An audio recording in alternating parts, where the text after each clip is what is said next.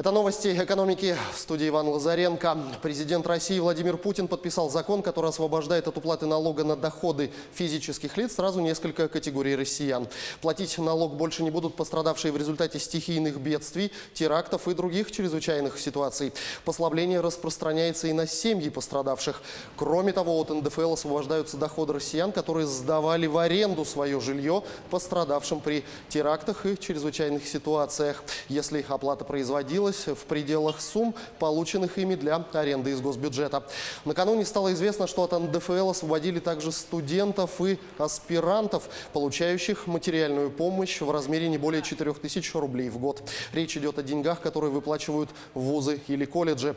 Ранее глава правительства Дмитрий Медведев неоднократно говорил, что Кабмин не рассматривает вопрос об изменении ставки НДФЛ для россиян. В прошлом году, отвечая на предложение власти ввести прогрессивный подоходный налог, он заявил, что такая инициатива сильно ударит по среднему классу и никаких предварительных решений на этот счет не существует.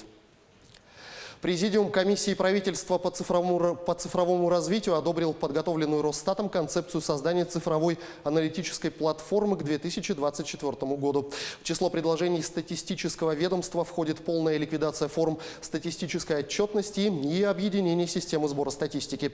Также концепция Росстата предполагает создание единого хранилища первичных данных. Начиная с 2022 года статистическая отчетность будет постепенно сокращаться, полностью ее упразднят к 2024 году.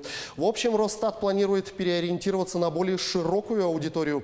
Публикуемая службой информация станет понятной не только экспертам, но и простым гражданам. По словам главы организации Павла Малкова, для того, чтобы стать ближе к народу, Росстату необходимо внедрить ряд дополнительных технологий. В настоящее время ведомство старается сделать свою информационную систему более гибкой и способной быстро реагировать на запросы. В России появится электронная база персональных данных плательщиков за жилищно-коммунальные услуги. Соответствующую инициативу власти намерены реализовать к апрелю следующего года. Сейчас вопрос проходит обсуждение в экспертном сообществе. Новая система должна исключить случаи судебного взыскания задолженности с добросовестных плательщиков.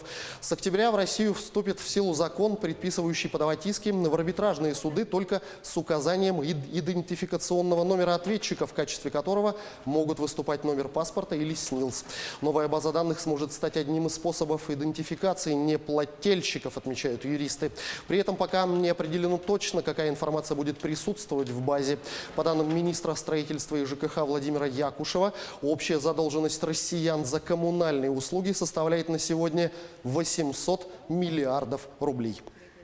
Тем временем Сбербанк собирается осенью этого года начать принимать квартплату, платежи за связь и телевидение, а также коммунальные услуги на кассах магазинов. Проект запускается в удаленных и малонаселенных районах страны. Этот сервис будет доступен лишь для клиентов Сбербанка. Список платежей дополнят также налоги, штрафы и пошлины. Кассиры магазинов будут обслуживать клиентов, как в банке. Такая возможность появится именно в тех торговых точках, которые уже выдают наличные по картам Сбербанка. С 29 сентября при приеме на работу можно предъявлять электронное уведомление из Пенсионного фонда России вместо бумажных карточек СНИЛС. Тем не менее, выданные до 1 апреля бумажные карточки СНИЛС продолжают действовать. Электронное уведомление можно получить в отделениях Пенсионного фонда России и многофункциональных центрах, а также онлайн через личный кабинет на сайте Пенсионного фонда, либо на портале государственных услуг. 27 сентября вице-премьер Татьяна Голикова заявила, что с начала следующего года при обращении за государственными услугами россияне смогут не подтверждать свой трудовой стаж документами на бумажном носителе.